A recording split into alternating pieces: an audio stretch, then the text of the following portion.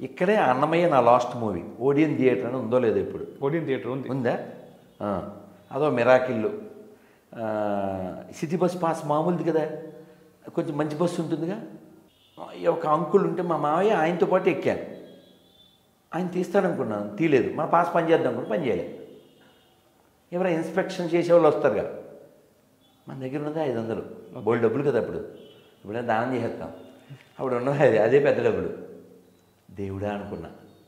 సరిగ్గా బస్సు ఆగిన చోట ఎదరు వాళ్ళు ఉన్నారు, వెనకాల డోర్ ఉంది. దిగి నడిచి వెళ్ళిపోయాను వెనక్కి చూడకుండా. ఇంక టికెట్ తీయలేదు, మన దగ్గర ఉన్నవి అవి అని తీసేయడం కూడా. నేను తీయలేదురా అన్నాడు. ఈ పాస్ పని చేయదు. నడిచి అలా వెళ్ళిపోతే కొబ్బరి బొండం షాప్ కనబడింది. నా బాగా గుర్తు, 7 రూపాయలు. ఇప్పుడు ఎంతో. కొబ్బరి బొండం తాగుతూ అలా చూశా. ఎదురుగా అన్నమయ్య. అన్నమయ్య నీకు దన్నమయ్య అంతే. లోపలికి వెళ్ళిపోయాను. ప్యాంటు షర్ట్లో ఉండి కుర్రవాడిని ఆ సినిమా చూస్తూ ఏడ్చేస్తున్నారు. మిగిలిన వాళ్ళకి ఆశ్చర్యంగా ఉంటుంది కదా. అవును, అవన్నీ కీర్తనలు కదా, అద్భుతమైన కీర్తనలు. అంతర్యామి కానీ ఇంకా అన్ని కీర్తనలు. చివరికి నాకు ఈ పుస్తకం ఆత్మసాక్షాత్కార శాస్త్రం ఇచ్చిన నా స్నేహితుడు చెప్పాను. ఈవెన్ ఏలే ఏలే మరదల ఆ సాంగ్ వచ్చినా నాకు వెంకటేశ్వర స్వామి గుర్తొస్తాడు. ఆయన మరదలతో పాడుకోవచ్చు, నాకు మాత్రం వెంకటేశ్వర స్వామి, తిరుమల, ఆనందం, ఆ భక్తే గుర్తొస్తుంది.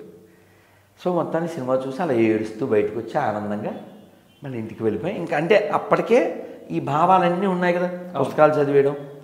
సో అలా తిరుపతిలో ఇస్కాన్ ప్రసాదానికి వెళ్ళాం. ఈయనతో ఈ కబుర్లన్నీ చెప్పా. అన్నమయ్య సినిమా, కొబ్బరి బొండం, ఈ సరదాలు ఇవన్నీ చెప్పా.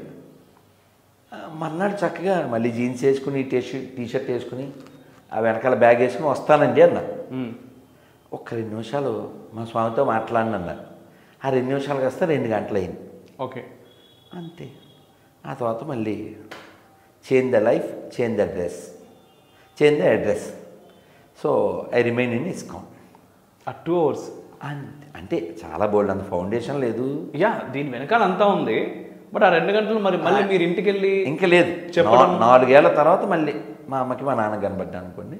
ఓకే, అది వేరే కథ. ఆ పుస్తకం మస్తకం మీద పడ్డ effect, life should serve only Krishna, కృష్ణుని సేవ చేయాలని అలా ఉండిపోయాను. తర్వాత ఎట్లయినా స్వభావో దురతిక్రమ, నేను కొంచెం ఫెరోషియస్గా ఉంటాను కదా. ఎస్. సో ఈ స్వభావం మళ్ళీ సంస్థ వాళ్ళకి ఇబ్బంది కాకూడదు కదా. అవును. సో కాబట్టి నేను 2004లో బయటకు వచ్చి నేను తీర్థయాత్ర చేస్తూ నేను మాట్లాడడం ఇలాగే ఎప్పుడూ ఉన్నా. 92లో పాడిన పాట, 90లో పాడిన పాట ఇప్పుడు అలాగే పాడతాను. ఓకే. ప్రపంచ సభలో గర్జన చేసిన భారతవాణి నాదనవోయ్, ఆ వివేకవాణి నాదనవోయ్.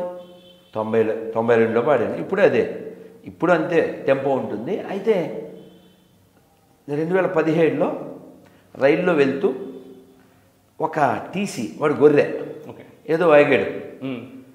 సో నేను అతని రెఫరెన్స్ చూపించాలని నా దగ్గర బైబిల్, ఖురాన్, భగవద్గీత 3 క్యారీ చేసేవాడిని. ఇలా ఉంటుంది మన దాంట్లో.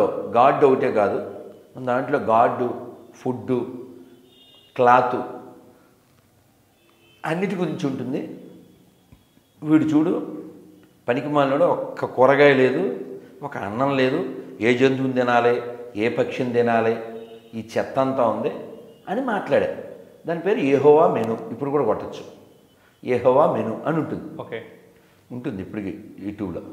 అయితే సెల్ ఫోన్లో డేటా ఖాళీ చేయాలి, ఈ వీడియో తీసింది వేస్ట్ అయిపోతుంది. అప్పటికే ఎవరో నా కోసం అకౌంట్ క్రియేట్ చేశారు కానీ వాడడం అది రాదు. ఓకే, అందులో పడేస్తే ఎప్పుడైనా మనం చూసుకోవచ్చు అని అలా పడేసాం. అంటే గడ్డి మీద అగ్గిపుల్ల వేసాడు, అది డామ్ అని పేలిపోయింది. ఇప్పుడు నేను ఎదురు కూర్చున్నా. అలా చాలాసార్లు చాలామందికి పేలిపోయి కాలిపోయింది అని. ఎస్ గురుజీ. ఎస్, మీరు తీసుకున్న సన్యాసాశ్రమం అనుకోవచ్చు గురుజీ? 3 స్టెప్స్ ఉంటాను. హరినామ దీక్ష, తర్వాత సెకండ్ ఇనిషియేషన్ అంటాం, తర్వాత సన్యాస దీక్ష. అయితే నేను మా గురుగారి దగ్గర హరినామ దీక్ష 1999లో తీసుకున్నాను చెన్నైలో. ఆ తర్వాత నేను 2004 వరకు ఉన్నాను. తర్వాత నేను ఇలా బయటకు వచ్చేసాను. నా వ్యక్తిగతమైన నా సాధన అంతా కృష్ణ చైతన్య పరంగా ఉంటుంది. నేను ఏ టెంపుల్కైనా వెళ్తాను. ఓకే. మారెమ్మ టెంపుల్కైనా వెళ్తాను, కట్టమైసమ్మ టెంపుల్కైనా వెళ్తాను. నేను ఒక పర్టిక్యులర్గా ఒక సాంప్రదాయాన్ని పాటిస్తున్నప్పటికీ ఏ సాంప్రదాయాన్ని వ్యతిరేకించను. చివరికి చర్చికి మసీద్కి ఎక్కడికైనా వెళ్తాను. ఓకే. వాళ్ళు పిలవట్లేదు, అంతకుమించి నేనేం చేయలేదు. నేను ఆఫర్ ఇచ్చి చాలా రోజులే. ఓకే. అంతే. మత మార్పిడులకు వ్యతిరేకంగా చాలా ఎక్కువగా మాట్లాడుతుంటారు. అసలు ఫస్ట్ అంటే మెయిన్ ఒక రీజన్ ఉంటుంది కదా దీని వెనకాల. అంటే నేను అడగనా నీ తరపున? ప్లీజ్. అసలు ఆ మంట పుట్టడానికి కారణం ఏంటి? ఇలా అడగాలి. అంతే. ఇది ఆ మంటలోంచి వచ్చింది. ఓకే. నన్ను మతం మార్చండి. ఈ స్టిక్కర్ని మేము చర్చికి కూడా అంటించి వచ్చాం. ఓకే. కింద 75 లక్షలు ఇస్తామని కూడా చెప్పాం.